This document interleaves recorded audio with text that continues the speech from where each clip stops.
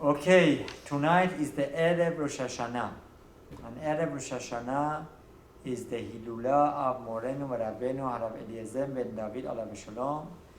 This place that we're giving this Shiur or Haemet, right, is built as Or Haemet through all the help of Harav Eliezer ben David alav Shalom, that he helped Harav David Achamzad Shlita, right, to institute Or Haemet, and that's why this place is called Or Haemet after Mosdot Or Haemet of Harav ben David alav Shalom as well.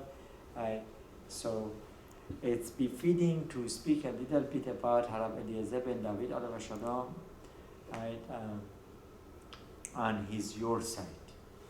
So there are many lessons that we can share. So I want to speak about this lesson of him, that he was always qovea itim betorah. He always had a constant schedule of learning. No matter what he did, no matter the difficulty, that he used to travel twice a year, coming to Los Angeles to fundraise for his organizations, right, and for his mosdot, for his schools, and so many other good things, as well as giving advice and giving bracha to so many Yehudim and friends here.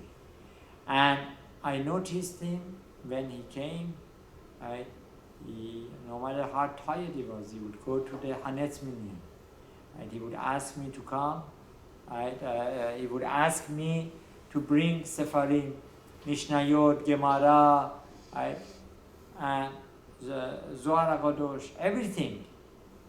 And his schedule of learning was unbelievable. Finishing all the Talmud Bavli during the year, all the Rambam during 1 year, that's more than 7 dafim of the Gemara every day.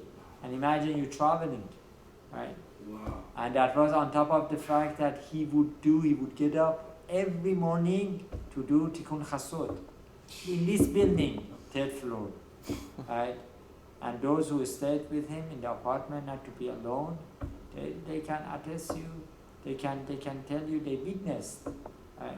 That he would get up, he would do Tikkun Rachel, Tikkun De'ah, right? And he would cry over the destruction of the Beit HaMikdash. And he would go to mikveh. He would travel from here to go mikveh in La Brea, right? To go to a mikveh that he could easily go into, right? And then, not only that, he would always be available to see people, no matter how tired he was. I remember him, right? He was very tired. He would go rest on the couch, but he would tell the secretary, make sure to wake me up if somebody wants me. How tired he was. So what a schedule he had. And he started later. He wasn't born in a frum family. He always talked about it. And he was Chozeh b'tshuva Baruch Hashem. And he was always talking about it. So this one lesson we need to keep in mind, and I'm talking to myself, that we need to stick with our schedule, right? And we're going into Rosh Hashanah, right? We all have resolutions, we all have hopes. We need to write them down, talking to myself, and try to stick with them, right? We don't have to have, a big dinner or lunch, but we must keep the schedule of our Limud Torah. And Bezat Hashem, his zechut should be a protection to all of us, with a lot of hastacha, Amen.